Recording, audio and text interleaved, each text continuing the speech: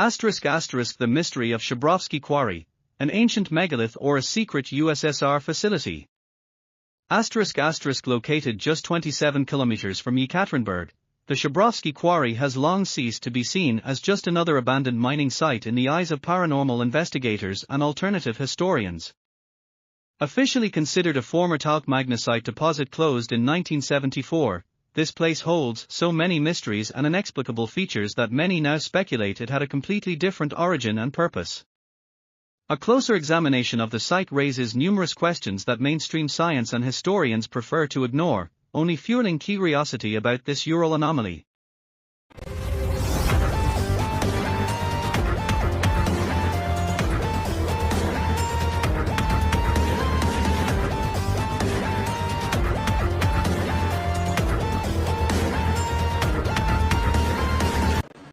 The first thing that stands out when analyzing Shabrovsky Quarry is its utter dissimilarity to any other mining site in the world.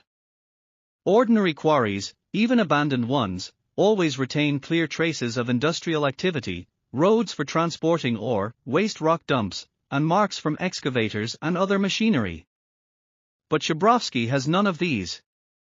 Instead, we see perfectly even, step terraces that more closely resemble ancient megalithic structures than a 20th-century industrial operation.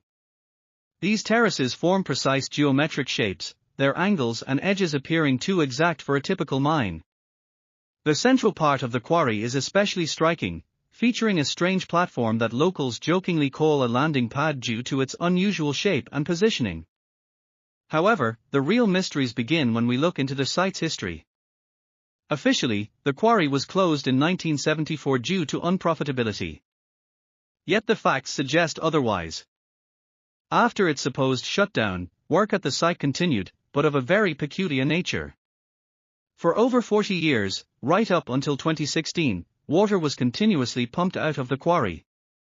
This was done with remarkable consistency, even during the country's most severe economic crises. This is especially puzzling given that maintaining such a system required enormous expenses, millions of rubles annually just for the electricity to power the pumps. Why would an allegedly useless, abandoned quarry need to be kept dry? What, or who, was at the bottom that justified such an effort? The story of the quarry's sudden flooding in 2016 is even stranger.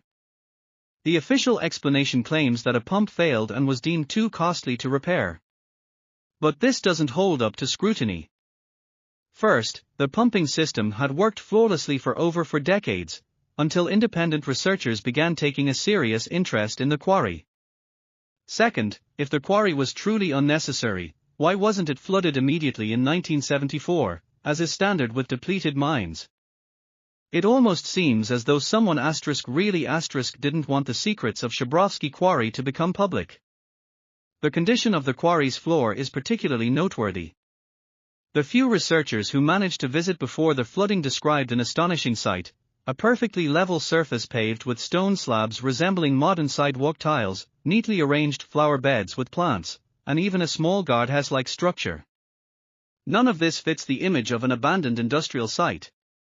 Moreover, certain sections of the walls bear clear signs of mechanical cutting, smooth grooves that could only have been made by some kind of powerful tool. These marks raise serious questions, as they don't match known mining techniques from the 1960s and 70s. Another oddity is the quality of archival photos supposedly documenting the quarry's operations. These images, stored in local museums and archives, look suspiciously poor, blurry, unclear, some resembling negatives, others looking like stills from a horror movie. If this was truly an advanced industrial site, why was it photographed with such low-quality equipment? Or were these images deliberately altered to create the illusion of mining activity while concealing something else? Notably, there are almost no photos of large machinery, just isolated fragments of equipment, making it impossible to gauge the true scale of operations. Taking all this into account, many researchers conclude that Shabrovsky Quarry was never an ordinary talc-magnesite mine. There are too many inconsistencies, too many oddities.